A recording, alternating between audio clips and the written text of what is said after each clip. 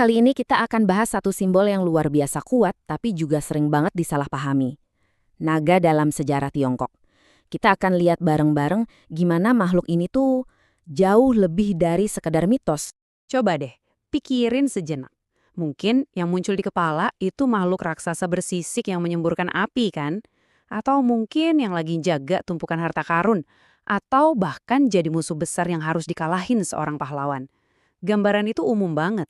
Tapi gimana kalau saya bilang, di belahan dunia lain ceritanya sama sekali berbeda.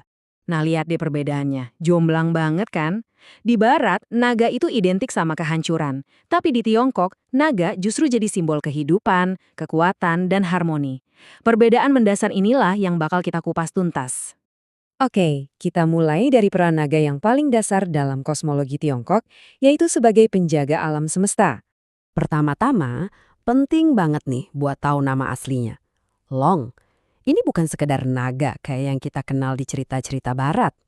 Long itu entitas yang beda banget, sebuah kekuatan alam yang sangat dihormati. Jadi tugas si Long ini apa sih? Wah, ini krusial banget nih. Dia itu penguasa air.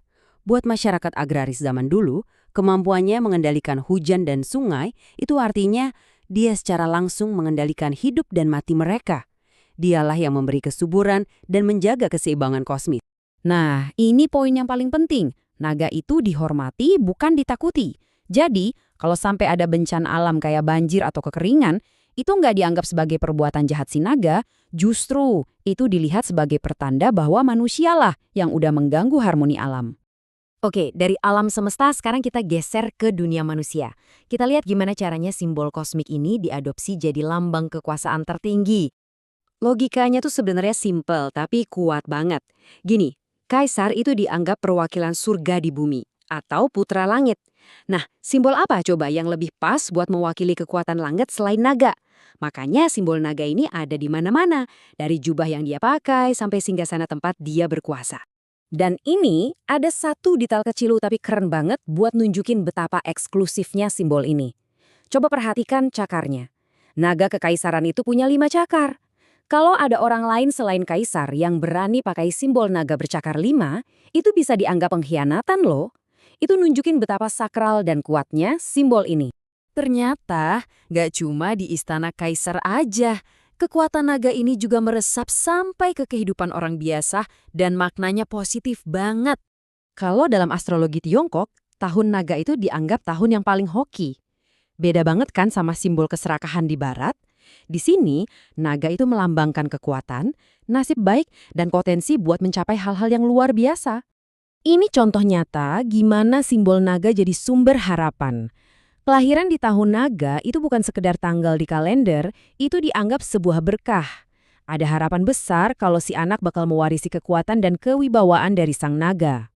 Oke, kita udah bahas perannya di alam, di kekaisaran, dan di masyarakat. Sekarang, kita coba tarik benang merahnya buat ngerti makna filosofisnya yang lebih dalam. Nah, kutipan ini, wah benar-benar merangkum semuanya. Naga itu bukan kekuatan jahat dari luar. Sebaliknya, dia adalah cerminan dari tindakan kita sendiri. Tindakan manusia. Jadi, kalaupun naga kelihatan marah, misalnya dengan mendatangkan badai, itu bukan karena dia jahat tanpa sebab. Itu dipahami sebagai sebuah reaksi. Reaksi terhadap keserakahan manusia, ketidakadilan, atau cara kita yang nggak menghormati alam. Anggap aja naga itu semacam sistem imunnya alam semesta. Pada akhirnya, inilah pesan utamanya. Naga itu metafora yang dalam banget. Dia mengajarkan kita bahwa kekuatan sejati itu nggak bisa dipisahin dari kebijaksanaan dan tanggung jawab. Dia jadi pengingat abadi bahwa kita harus hidup selaras dengan alam, bukan malah mencoba menaklukkannya.